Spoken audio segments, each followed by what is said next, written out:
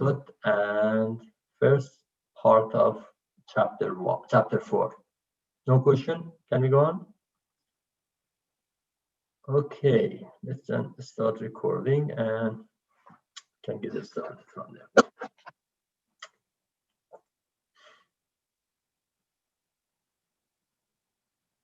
This meeting is being recorded. Okay, it seems that it's recording, hopefully. I haven't heard the... Okay, but it seems that it's recording. Let's move on. Let me share the screen. Please open your textbook and follow me in your textbook. You may want to get some sort of note or some area that you want to write something. Chapter 4 and page 2. Remember I said we are in this chapter we are going to look at what is called one-directional or one-dimensional element, and we said in order to get us started we are going to look at the simplest one-directional element that we have, which is a spring. And there you go, this is a spring. You can look at here, this is a spring. I'm going to consider that direction positive. There are two nodes, beginning of the spring, end of the spring. And then I'm going to apply forces, say force T at point 2, force 1 at point 1, or node 1 and node 2. Now displacement, we have to be careful, the convention. What's happening here is we are saying that we are going to show force at E, which is element, at node 2, F, little f, to E. It means that this is the force applied at node 2, and that force represents element force. And this is not the nodal forces that we are going to consider in global stiffness metrics later on, because what I want to do at this point, I just want to find element stiffness metrics. I can say here delta, which is the displacement, is d2e minus d1e. The difference between these two represents the pure displacement. And then we can write the equation T equals k delta and equals k d2e minus d1e. And by writing the force balance in the x direction at node 1 and 2, you have F1e equals T, and you have F2e equals T. And we get this negative because it is the opposite direction. Now I can replace the magnitude of T from here. I'm going to replace T in this equation and in this equation, and you will end up with two equations. This is the force displacement at this node, and this is the force displacement at this node. And all I did here is I started from simple physics. I put two nodes, I write the displacement equation, I put the force displacement equation, I substitute magnitude of T from the equation that we knew, and that is the result. Let's look at what's happening here. We have F1 k d2 minus d1. We have F2 k d2 minus d1. This one has a minus here. Now we can multiply this equation and simplify it and put it in the matrix format. What you see here, which is on this page, which is page 4-3, is exactly same as the equation that you have here. But the format, remember from chapter 1, the format is a matrix form. See, I can say here F1e equals k times d1e minus k times d2e. If you factor out k, you have d1e, d2e minus d1e minus d2e. And same goes with the second one. See, that equals this row multiplied with this column, and you will end up with the second equation. Then what you see here is a matrix format of those equations. Now, if you look at here, we call that one k minus k minus k. We call this one element stiffness matrix for a spring element, because we started from a spring. Yeah, we said we are going to develop the force displacement equation for a spring element. Then that represents a stiffness matrix for a spring element. And here, Fe, little f, represents, or here, that represents F1 and F2, which represents the force matrix for a linear spring.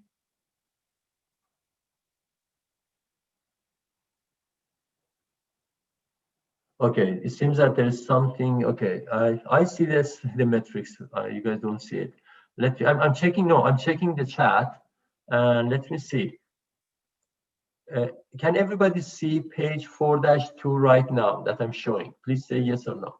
It's still on page 4.2. Yes. If I move to point, okay. Can you see now page 4-3? No. Okay. Good. Okay. Something is happening. It's frozen. I have to stop sharing maybe and share it again. Bear with me. Now, can you see this page? Page 4-3.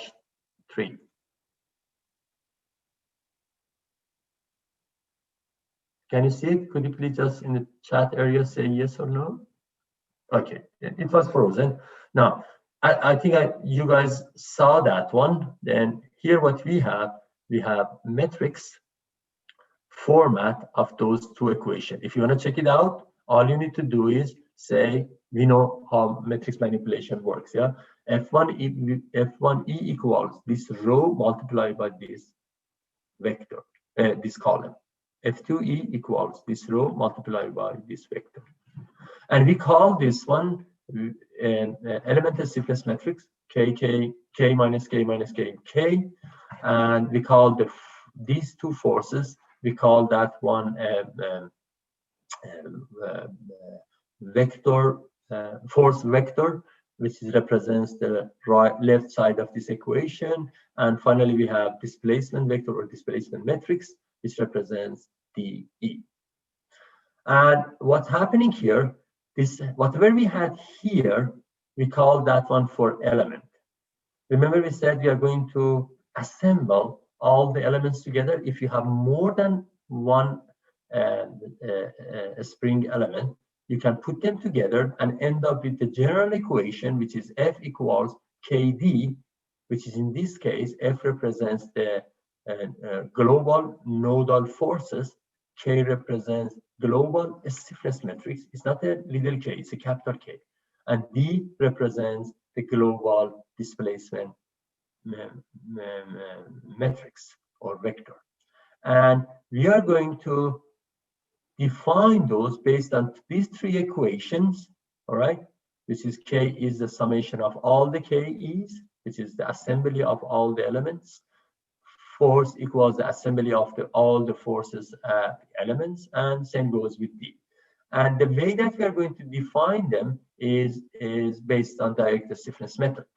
And on the left side, when you have F, just keep in your mind that F represents applied force and the reaction force. And you can, if you look at this table in your book, which is on page 4-4,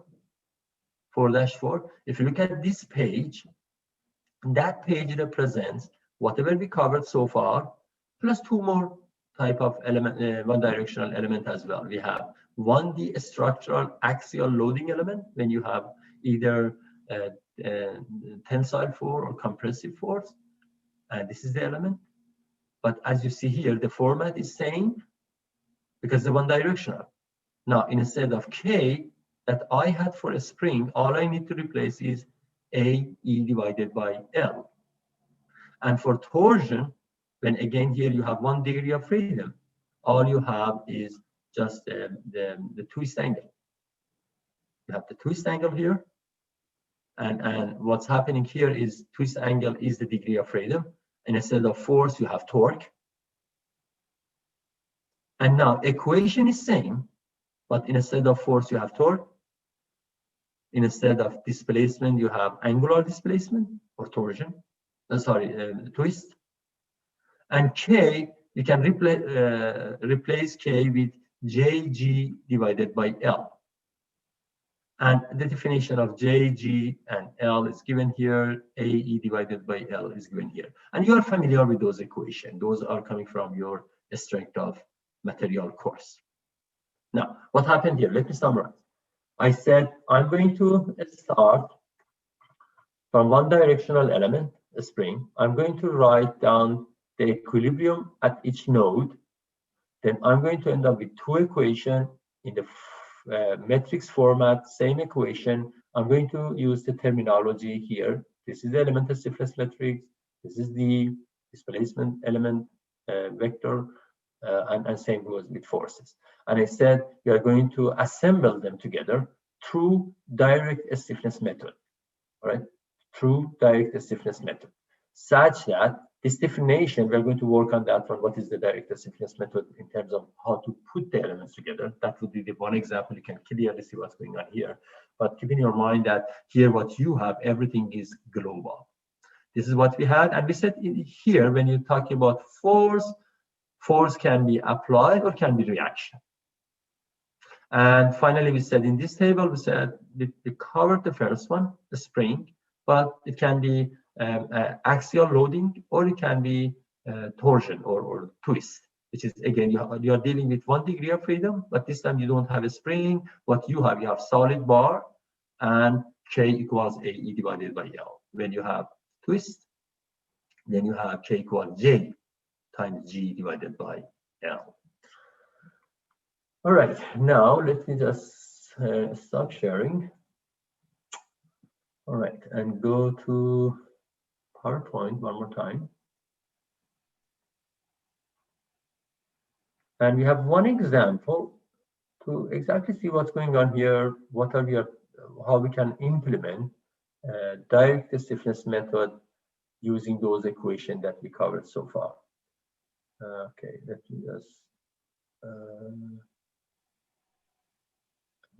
slideshow. Okay. See, this is the example 4.1 in your textbook. Please look at that example for a minute or two. At least try to understand what is the question. I'm going to wait here maybe 2 minutes for you guys to go and look at page number. It's page 4-7. Please go ahead and look at page 4-7.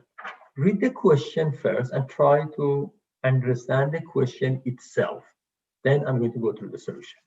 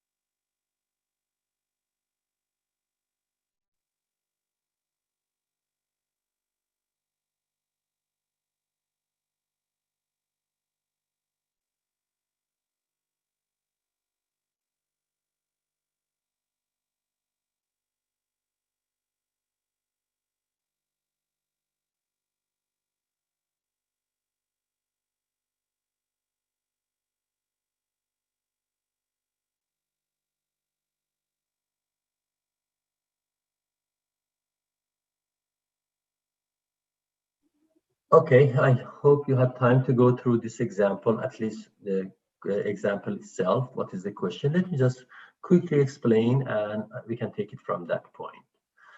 As you see here, we have this part, and in this part we have a couple of points. We have point A, we have point B, and also C and D. And there are fixture at the end here and on the other side. Then this part is fixed in both sides. In terms of loading, we have one force here, 50 kilonewton applied at point A, which is negative x direction, and 100 kilonewton force applied at point B, along x direction. In terms of geometry, we have everything that we need to know, diameter, length, and so on. And we know the material, which is AAI is 1020 with module of elasticity 200 gigapascal. Now we have all the information that we want in terms of material, geometry, boundary condition, and now the question is find the reaction forces. You quickly realize that simple, very, very simple problem, but you cannot use only the equilibrium equation, because what you have here, all you can say sigma fx equals 0 and say we have one reaction here, one reaction here, then you have two unknowns and one equation. Then there's no way you can solve this one with equilibrium equation. You need to have more information or maybe more tools. And one approach is to use FEA to solve even those kinds of problems as well. Also, we are looking at displacement of the member at the points of load application. I'm looking at how much is the displacement here and how much is the displacement here if I apply those forces. The net displacement here and the net displacement here is my interest for some reason. Also, I want to find the stress in the member. How much is the stress here? How much is the stress here? How much is the stress here? And finally, the displacement of point B and C. Okay, this is what we are looking for. And in order to do that, let's go to chapter 4 in your textbook, and please open the textbook and follow me.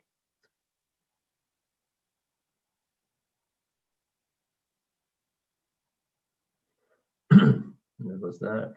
Where is my book? There you go. There you go. This is the example.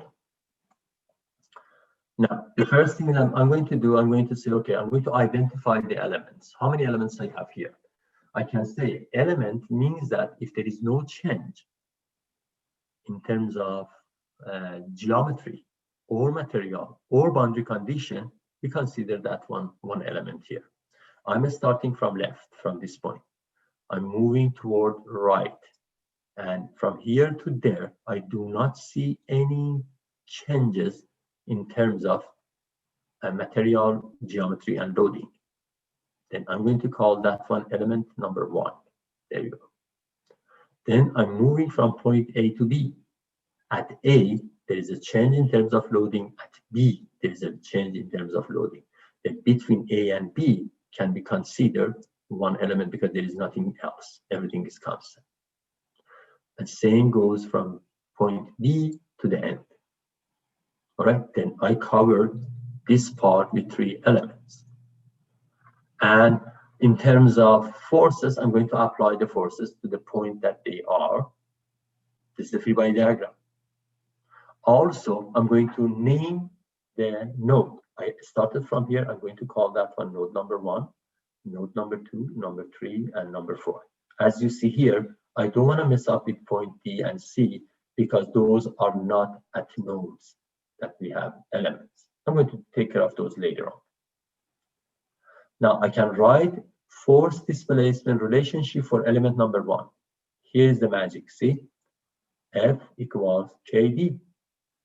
But this time I'm going to say F11, and I have K1, which is AE divided by L1, times D1 and D2. Sorry, multiply to vector D, which is D1, D2. Then what you really have here, you have force displacement for element number 1, same equation for the element number 2, same equation for element number 3. Equation looks same, all you have different labels, because that first one represents this element that you are going to consider point node 1 and node 2. This is what you see here. Second one, element 2, is dealing with element with node 2 and 3, and this is exactly what you see here. Just make sure that you're rewriting the equation. Equation is same, concept is same, but make sure that the labeling and annotation is correct. And same goes with the third one. This is what we have for force displacement. Next, we are going to apply boundary condition. What is the boundary condition here? Boundary condition in terms of displacement. Let's just move on. Boundary condition in terms of displacement. At this point, this is fixed geometry, and at this point, this is fixed geometry, there won't be any displacement. Then I can clearly say D1 and D4 are 0 because they are fixed. And this is what we have here. All right. In terms of forces, which is the right side of those equations, let's see what we have. I have reaction force here and reaction force there. Other than that, I have 2 applied forces. Did I miss anything else? No, this is all I have. Do I have applied force here? No, we have RF, reaction force. Same goes on the other side. What about point A and B? At point A and B, I have applied force, but do I have reaction force? No, because those are not the fixture. Reaction doesn't make sense at all. Then what you have here, you have AF, and here you have RF. And if you look at here, we are going to say we have, sorry, let's move on. See, we are going to say I have reaction force at node 1 and I have reaction force at node 4. And if you look at here, I'm going to say displacement at D1 is 0 and D4 is 0.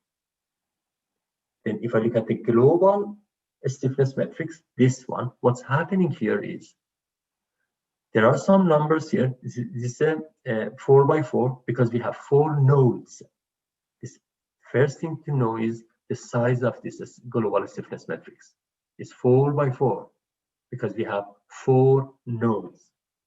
This vector has to be 4 by 1, same as this vector, 4 rows and 1.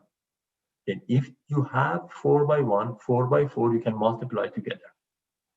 Now, this one is clear. We have reaction force, x direction positive. We assume those are positive. Minus 50K, it's negative because the direction is opposite x direction. And also 100K is positive. If you look at here, those are forces, applied forces. That 50K is opposite and 100 is x direction. Then we are going to put that one in our equation negative, this one positive. We put that one as a positive because we assume this positive. Same goes with the other one.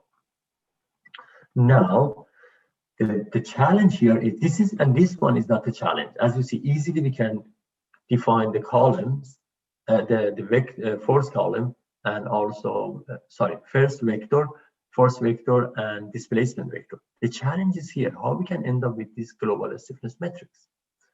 And that is an interesting point here. And it comes from this global stiffness matrix. What's happening here is I have 3 stiffness metrics. Yeah, I have K1, K2, and K3. If you look at this page, this is K1, capital K1. This is K2, and this is K3. Now, I need to look at the nodes that they are going to connect based on this stiffness metric. What I'm going to say here is, I'm going to say, this is the, let's just put it this way. I'm going to say that one This is stiffness matrix representing between node 1 and node 2. All right. This is stiffness matrix representing between node 2 and node stiffness between node 2 and node 3. And same goes with the third one. Then what you have here is you have the first one. You can say this is 1. This is node 2. Right? This is node 2 again. This is node 3, and this is node 3 again, and this is node 4.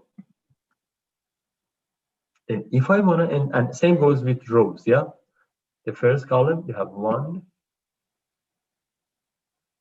2, 2, 3, 4, 4. We know that K, capital K, global stiffness matrix should be 4 by 4.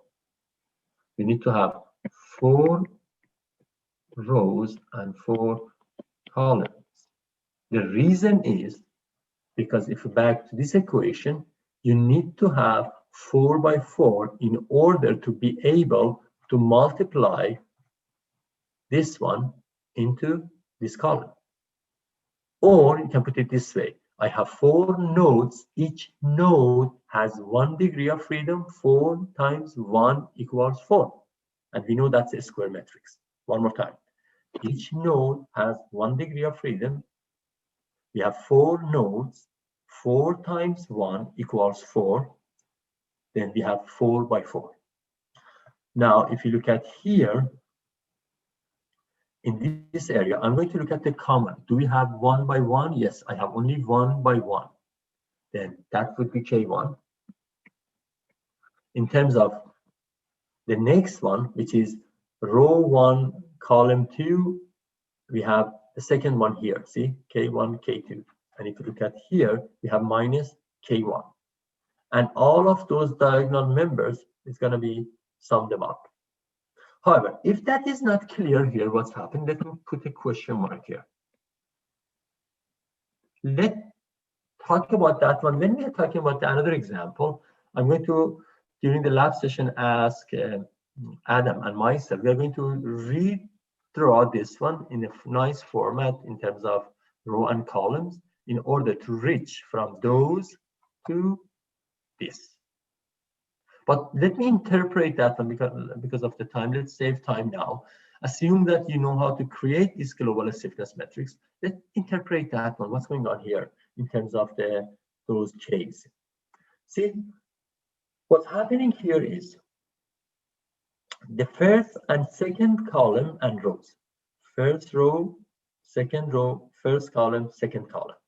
This is the area that represents, if I call that one 1, 2, 3, 4, and let's say 1, 2, 3, 4. Now, that area representing the element between node 1 and node 2. This area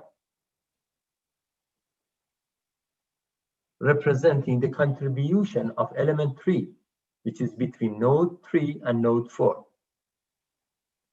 And element 2 is between node 2 and 3.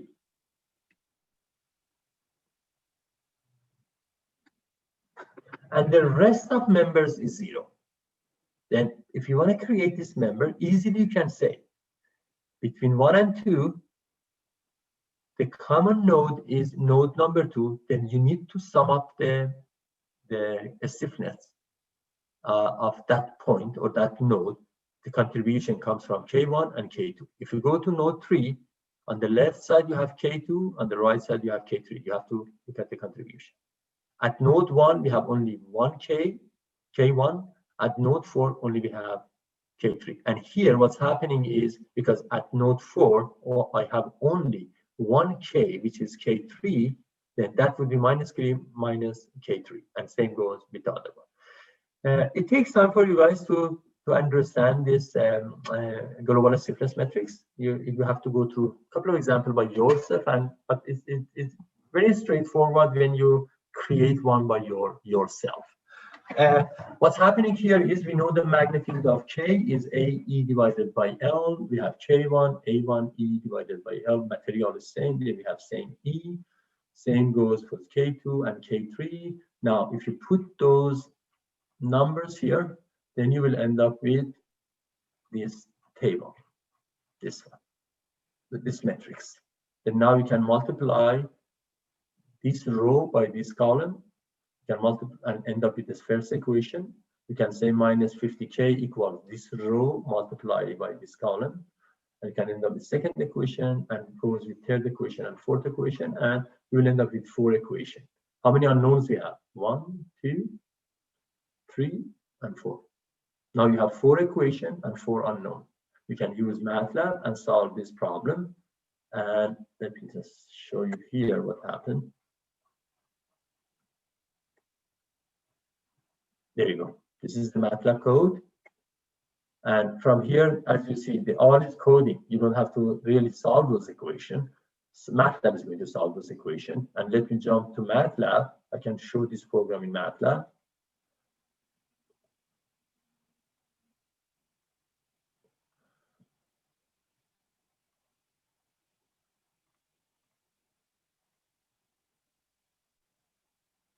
There you go. I'm looking at the same code that you have in your textbook, but this time in MATLAB. See, it's exactly what I did.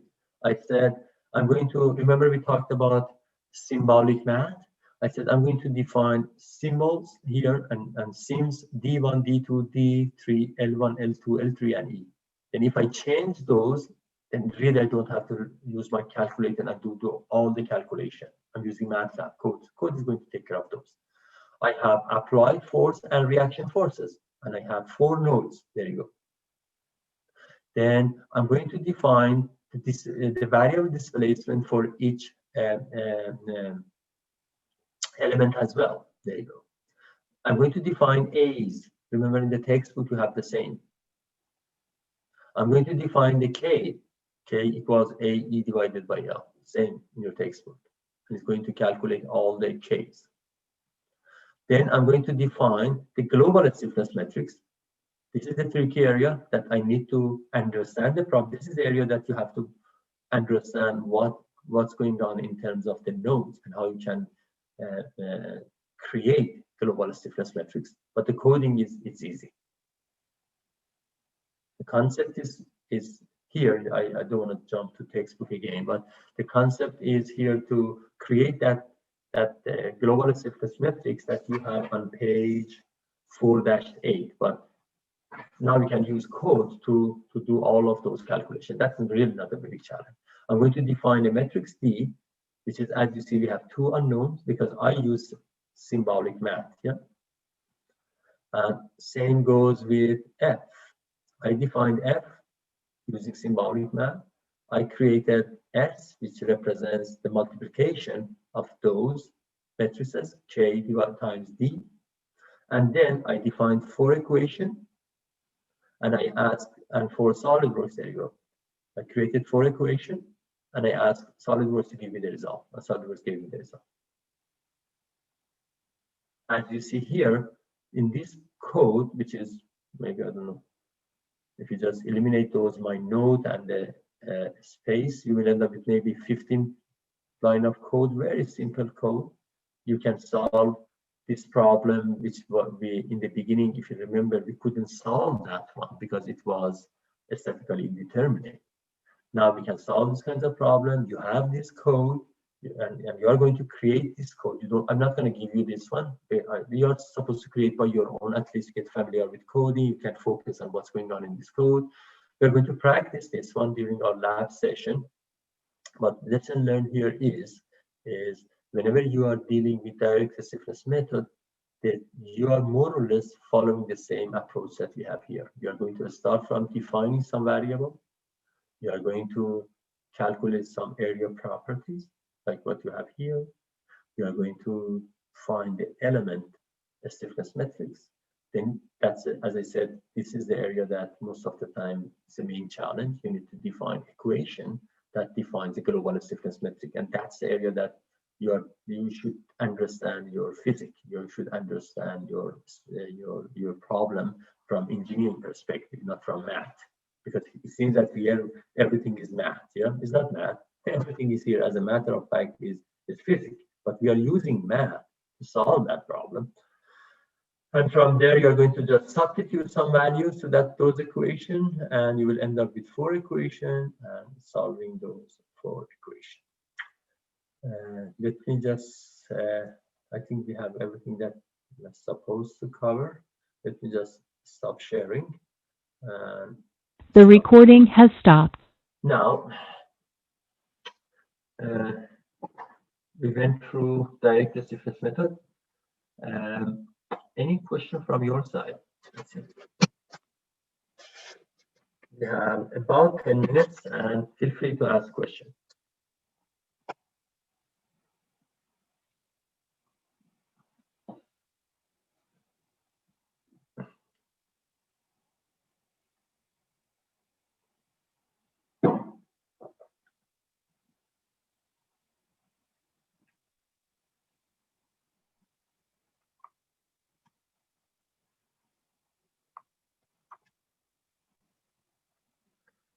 We're gonna go over this stuff again in the lab, right? Not going over them because we don't want to have another lecture there, but definitely a quick review, and that would be your time.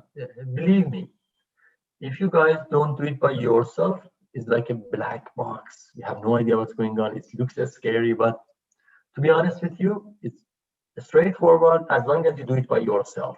The first time it takes time, but we are going to repeat those equations in next 3 weeks, in next 3 labs, and even 4. Sorry, 4, because we just start chapter 4, and we are going to go all the way to chapter 5. Then we are going to repeat those material later on, but you are going to write the code by yourself, and I'm going to help you definitely.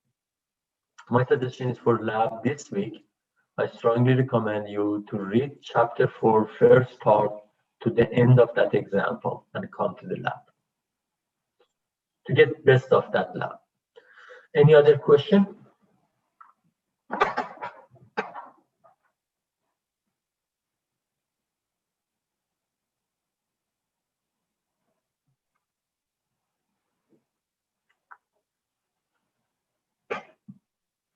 It's your time to ask question.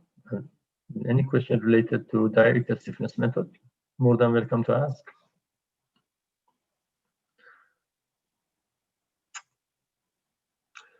If there were 3 nodes, that would be a 3 by 3 matrix, right? Okay, the question is, if we had 3 nodes, in this example, I had 4 nodes, and my stiffness matrix was, global stiffness matrix was 4 by 4. Now, one question is, if you have 3 nodes, it means that our stiffness matrix will be 3 by 3. Let's answer that question this way. See, if you want to find the size of global stiffness matrix, which is the key issue in direct stiffness method, you should say, no, you're right, it will be 3 by 3, but that's not the way, because you see 3 nodes. No. Each node, you should see how many degree of freedom we have at each node. In this case, since we started from one dimensional one dimensional element, then we have at each node we have 1 degree of freedom. Then the number of nodes multiply number of degree of freedom at each node, that represents the size of that matrix. In my case, I had 4 nodes, and I'm using one dimensional element. Then I have at each node I have 1 degree of freedom. Then 4 times 1 equals 4. Then my global stiffness matrix should be 4 by 4. If you have the same scenario, we have one dimensional element, yes, you'll end up with 3 by 3. However, you may end up with this case that your element at each node you have 2 degree of freedom. This is the case for matrix, for truss structure. Then you may have 4 nodes, but you may have 8 your global stiffness metric will be 8 by 8, because you're going to say each node has 2 degrees of freedom. I have 4 nodes, 4 times 2, 8. Then that's a combination or multiplication of the number of nodes and number of degree of freedom at each node. I hope I answered your question.